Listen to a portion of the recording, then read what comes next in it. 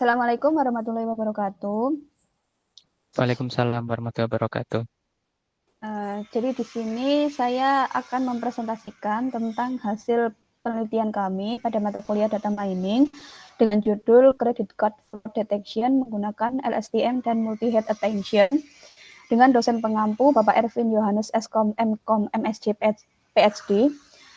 Dengan nama kelompok yang pertama ada Mas Raffi Aulia Akbar dan saya sendiri Reski Arisanti Putri.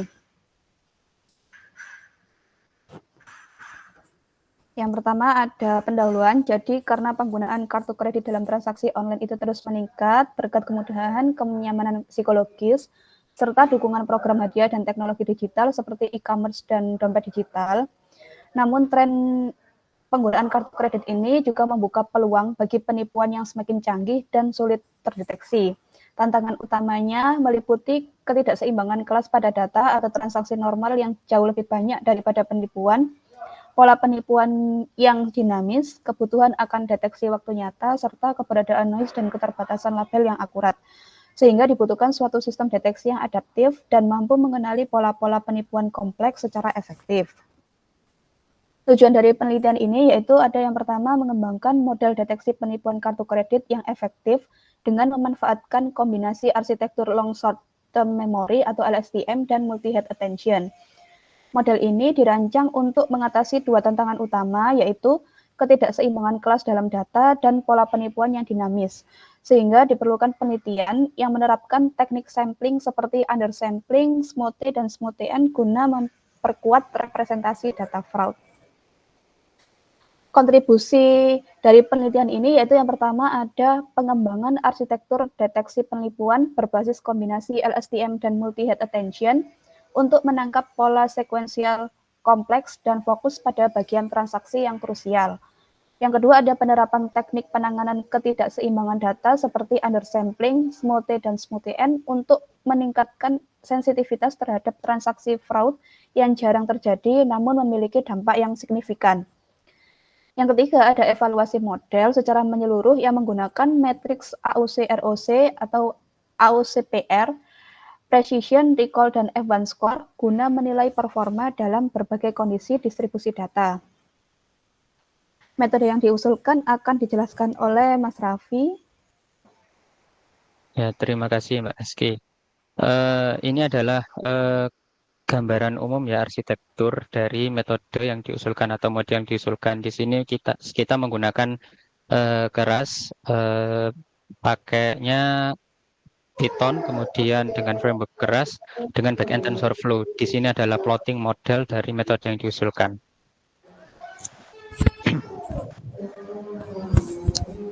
Selanjutnya Mbak Reski.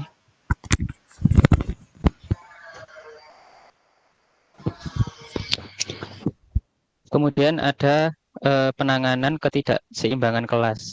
Yang pertama ada random undersampling. Di sini karena memang datanya tidak seimbang ya, selisih antara data normal dengan data fraud itu sangat jauh, maka kita mencoba tiga skema gitu ya, tiga hal. Yang pertama kita mencoba menerapkan undersampling. Tujuannya untuk menyamakan jumlah kelas mayoritas dan minoritas. Resikonya adalah hilangnya informasi penting dari kelas mayoritas. Di sini kita reduksi menjadi sama dengan kelas yang minoritas dengan random state 42.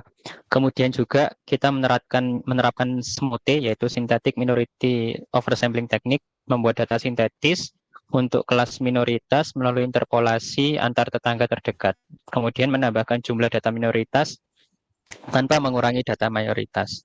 Kemudian juga kita juga mencoba salah satu varian dari SMOTE yaitu SMOTE-N atau SMOTE for nominal, dirancang untuk data dengan fitur numerik dan kategorikal. SMOTE-N ini menggunakan value difference metric untuk menghitung jarak antar nilai kategorikal. Kemudian memperluas representasi kelas minoritas sambil mempertahankan struktur data nominal.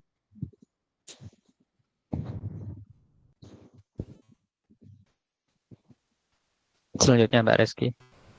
Nah, ini untuk eksperimen akan dijelaskan oleh Mbak Reski, dan kemudian tadi untuk arsitekturnya akan saya jelaskan pada kode. Terima kasih. Untuk selanjutnya ada pengumpulan dataset. Jadi dataset yang digunakan berasal dari transaksi kartu kredit di Eropa selama 2 hari pada September 2013 dengan total 284.807 entry, di mana hanya 492 transaksi, yaitu sekitar 0,172% yang diklasifikasikan sebagai penipuan atau fraud. Untuk deskripsi kolom dalam datasetnya, yang pertama ada kolom time, yang berisi jumlah detik yang berlalu antara transaksi ini dan transaksi pertama dalam dataset. Yang kedua ada kolom V1 sampai V28. Fitur-fitur yang mungkin merupakan hasil reduksi dimensi PCA untuk melindungi identitas pengguna dan fitur sensitif lainnya. Yang ketiga ada kolom amount atau nilai transaksi, dan yang keempat ada kelas atau label kelas yang bernilai 1 untuk transaksi fraud atau penipuan dan 0 untuk transaksi normal. Nah, dataset ini terdiri dari fitur-fitur numerik hasil transformasi PCA dari kolom V1 sampai V28 untuk menjaga privasi pengguna, serta 2 fitur asli yaitu time atau waktu sejak transaksi pertama dan amount atau nilai transaksi. Label target ditentukan oleh fitur kelas dengan nilai 1 untuk transaksi penipuan dan 0 untuk transaksi normal. Karena proporsi data penipuan sangat kecil, akurasi saja tidak cukup untuk menilai performa model, sehingga penelitian ini menggunakan matriks AUPRC atau Area Under Precision Recall Curve yang lebih sesuai untuk skenario data tidak seimbang dalam mendeteksi transaksi fraud. Selanjutnya ada preprocessing data. Untuk preprocessing data sebelum masuk ke algoritma LSTM tadi, pertama ada pemeriksaan data yang hilang atau tidak valid berupa data null, none, atau infinity value. Yang kedua ada mengidentifikasi dan menghapus data duplikat untuk menghindari bias, terutama karena data tidak seimbang. Yang ketiga ada normalisasi fitur numerik menggunakan standar scalar agar seluruh variabel berada pada skala yang sama. Selanjutnya ada bagian keempat, hasil dan pembahasannya. Jadi setelah dilakukan pre-processing, ini data sebelum dilakukan pre-processing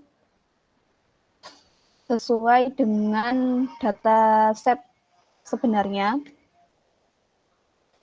Dan selanjutnya ada data setelah dilakukan pre-processing.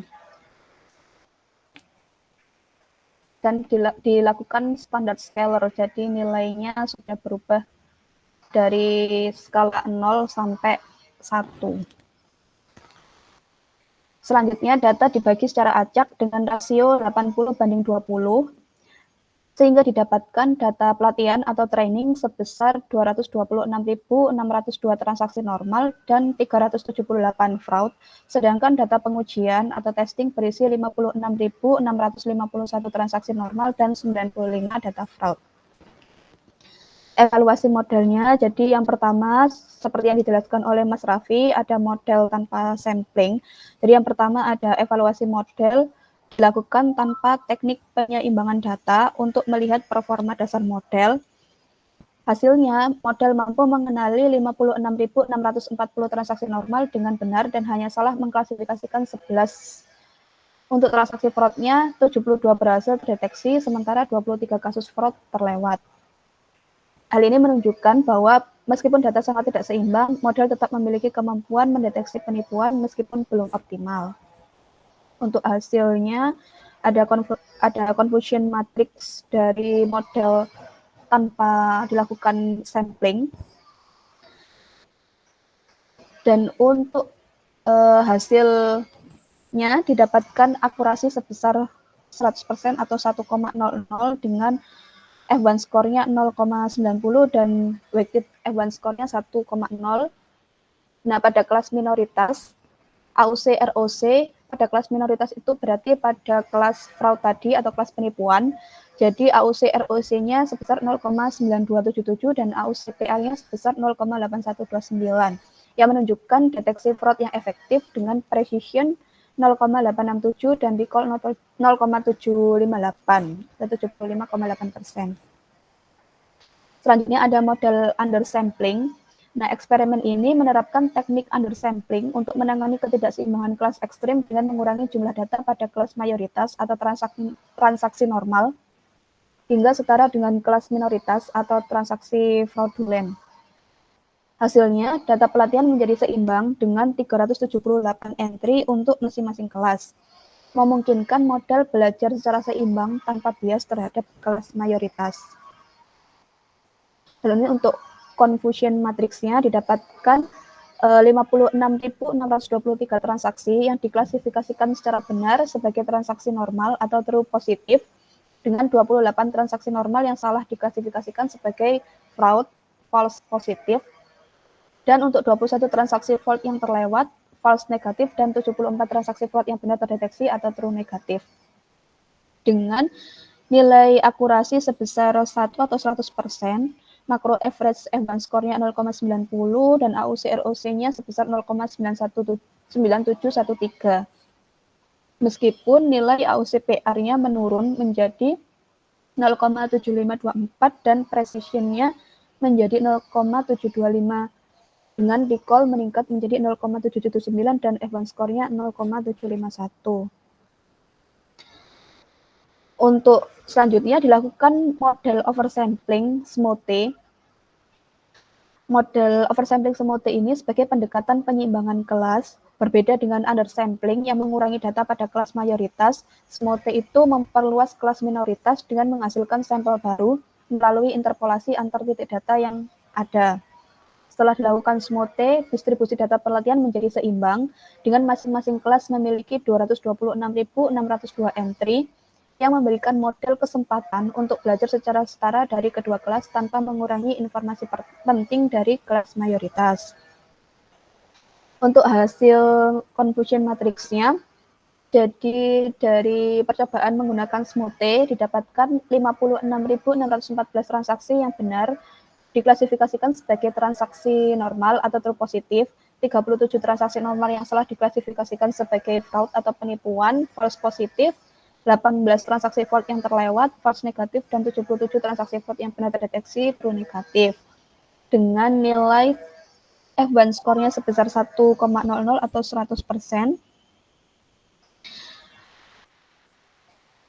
Precision-nya menurun menjadi 0,68 dan recall-nya meningkat menjadi 0,81 dengan advance score-nya 0,74, sedangkan AUC ROC-nya meningkat menjadi 0,9529 dan AUC PR-nya 0,7431 yang menunjukkan kemampuannya lebih baik dalam mendeteksi transaksi fraud atau penipuan.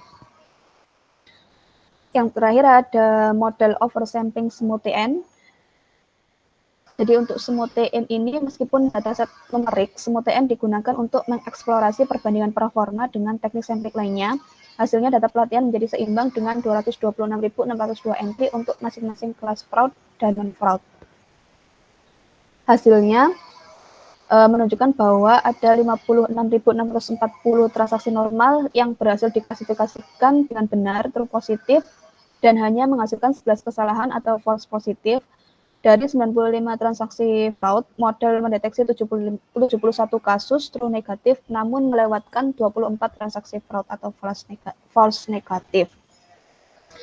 Dengan model oversampling SMOTE-N ini, menunjukkan precision, recall, dan advance score-nya sempurna untuk kelas normal, serta nilai precision 0,87, recall 0,75, dan advance score-nya 0,80 untuk kelas fraud. Dengan SMOTE-N, AUC ROC-nya 0,9632 dan AUC PR-nya sebesar 0,8068, precision 0,866, recall 0,747, dan advance score-nya 0,802 yang menunjukkan kinerja yang stabil dalam mendeteksi transaksi fraud.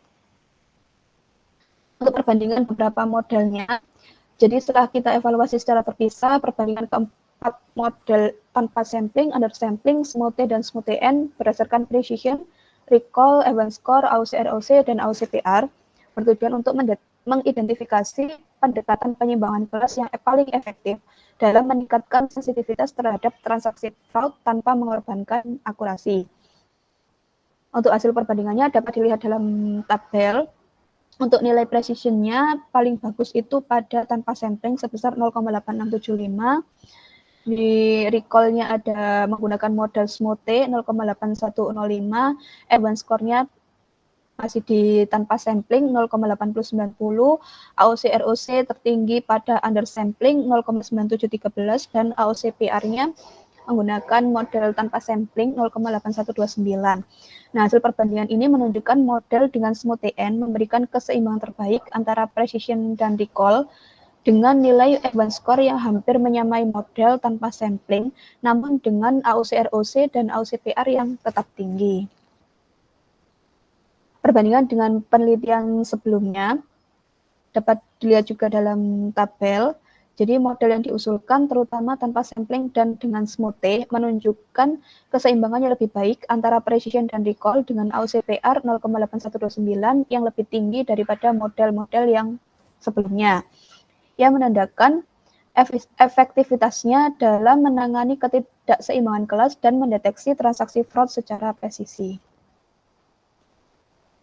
Untuk kesimpulannya, jadi berdasarkan hasil evaluasi dari penelitian yang telah dilakukan, model yang diusulkan menunjukkan performa yang kompetitif, khususnya pada model tanpa sampling dan dengan SMOTE-N, yang mampu mempertahankan keseimbangan antara precision dan recall, serta memiliki nilai AUCPR yang tinggi. Hal ini membuktikan bahwa kombinasi algoritma LSTM dan perhatian adaptif melalui multi-head attention atau MHA efektif dalam mengenali pola transaksi yang tidak lazim dan berpotensi penipuan. Ada keterbatasan penelitian yang kami lakukan, yaitu yang pertama ada dataset yang sangat tidak seimbang dengan proporsi transaksi fraud yang kecil. SMOTE meningkatkan recall namun mengurangi precision. Eksperimen yang dilakukan hanya dilakukan pada satu dataset dengan 10 epoch, membatasi generalisasi dan konvergensi optimal. Untuk saran penelitian selanjutnya, dapat menggunakan dataset tambahan yang lebih seimbang dan mengeksplorasi teknik oversampling berbasis generatif seperti ADASYN atau GAN, dan meningkatkan jumlah epoch dan skema penelitian untuk optimasi model. Untuk selanjutnya, terkait kode programnya akan dijelaskan oleh Mas Raffi. Monggo Mas Raffi. Terima kasih Mbak Reski. Di sini apakah sudah terlihat Mbak Reski untuk codingnya? Sudah. Ya, terima kasih. Di sini saya akan menjelaskan tentang kode dari implementasi penelitian ini. Yang pertama itu eksplorasi data dan preprocessing. Di sini menggunakan beberapa package seperti Scalar, Matplotlib, NumPy, dan Joblib, dan lainnya, terutama Pandas. Yang pertama yaitu load dataset, seperti yang ada yang dipresentasikan Mbak Reski tadi. Datanya seperti ini untuk awal dataset. Kemudian di sini saya melakukan pengecekan kolom, ada time V1 hingga V28, kemudian ada amount, kemudian ada kelas atau target.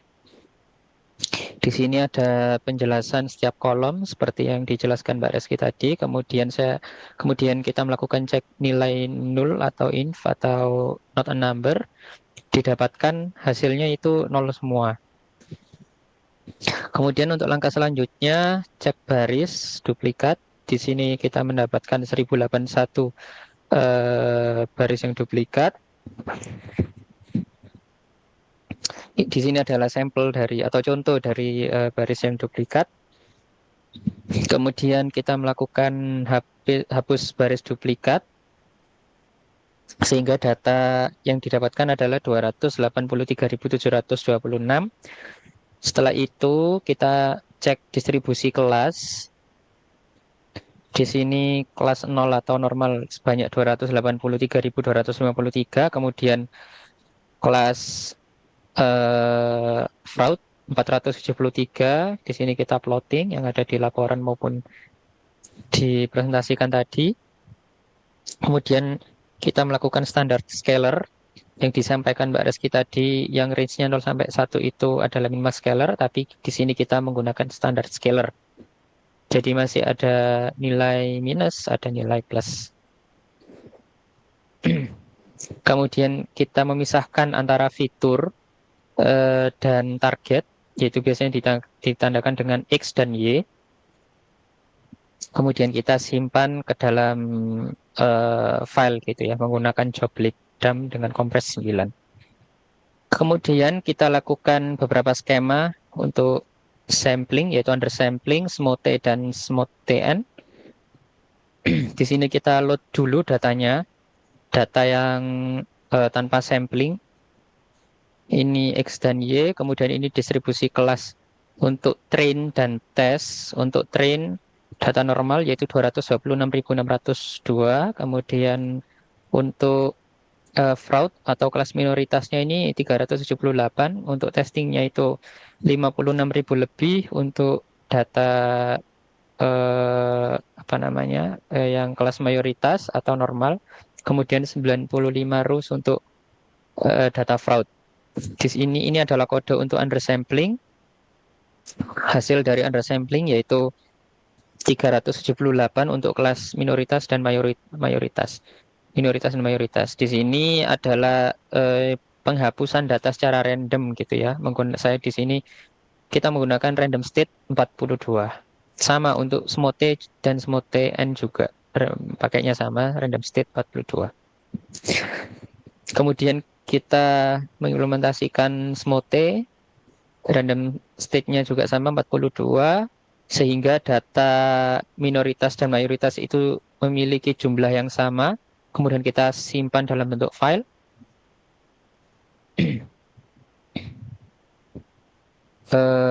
Kemudian hasil jumlah kelasnya pun juga sama ya. Kemudian ini adalah kode untuk implementasi dari SMOTE-N. Random set yang digunakan juga sama 42, hasil akhir yaitu sama antara kelas minoritas dan mayoritas. Kemudian untuk percobaan pertama seperti yang diceritakan Mbak Reski tadi ya. Yang pertama kita mencoba dengan tanpa sampling. Di sini kita create kelas yang bernama time history. Di sini juga kita menggunakan keras. Kita di sini menggunakan LSTM. Kelas ini, kelas time history ini berfungsi untuk mencatat waktu per epoch dan total record. Di sini adalah hyperparameter yang digunakan, model units untuk LSTM kita menggunakan 64, dropout kita menggunakan 0,5, multi head attention dengan heads 8, KeyDim 64, model optimizernya menggunakan Adam, model lossnya menggunakan binary cross entropy. Kemudian di sini kita load dulu datasetnya yang tanpa sampling.